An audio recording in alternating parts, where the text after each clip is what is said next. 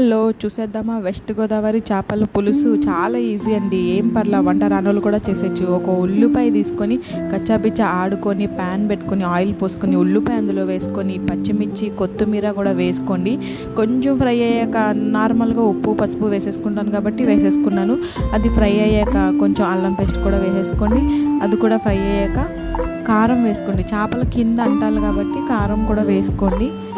చేప ముక్కలు వేసేసుకొని సేమ్ ప్రాసెస్ ఉప్పు కారం పసుపు మళ్ళీ చేపల పైన కూడా వేసుకోవాలి. ఇవి కొంచెం మగ్గబెట్టండి సిమ్లో పెట్టి. ఈలోపు జీలకర్ర ధనియాలు వెల్లుల్లిపై కూడా పేస్ట్ చేసుకొని పచ్చిముద్ద అనమాట. దీనివల్లే చేపల పులుసు మంచి వాసన టేస్ట్ కూడా ఉంటుంది.